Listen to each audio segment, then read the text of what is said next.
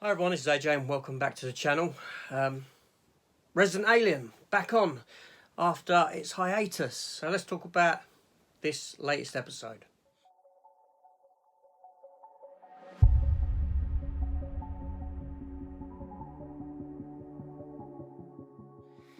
Okay, yeah, so how long's it been since Resident Alien ended before?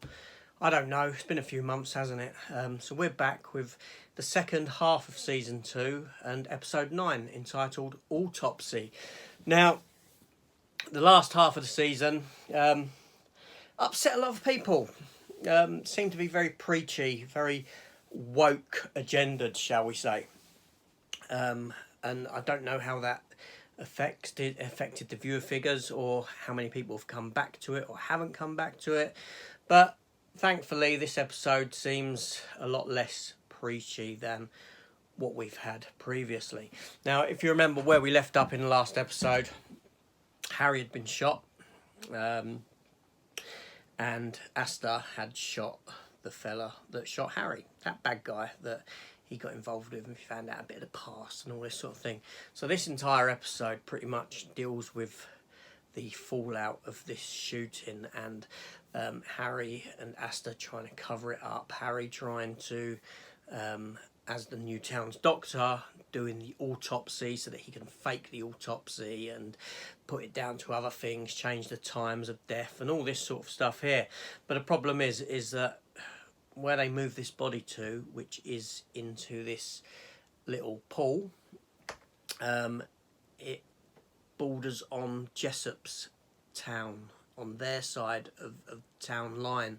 So it falls to Jessop and that town and the murder there. The mayor wants to have them do the autopsy. He wants the body to be their problem because he doesn't want his town of Patience to be known as the murder town. He wants a murder to have occurred in their perfect town. And thus this leads to a load of hijinks and this sort of thing. Linda Hamilton pops back up. Obviously, if you recall, in the last episode, the fella that's on the run from her, one of her agents, got shot by another alien race which is on Earth. We don't find out much more about that. We don't find anything out more about that. But obviously he survived and he's now with Sarah Connor, for want of a better name for her. He's with her character, Linda Hamilton. But they don't trust each other, but they're on the same page. She knows that there's a mole within her unit, and the only thing she does know is that this geezer isn't the mole, so they're now working together and have been brought together. So the episode has a lot going on in it. Each character, like in every episode, gets a chance to shine. One of the highlights obviously being the sheriff again. He's always very good. His line delivery, the things that he says, he's a fantastic character. Give him a spin-off show for Christ's sake. I wouldn't mind that.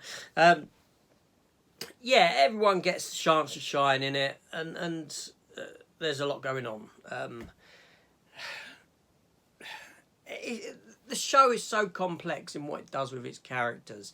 I'll be honest, I find this quite a difficult show to review, quite a difficult show to talk about, because there's so many nuances with the characters, and it's not generally written in the standard format of other shows.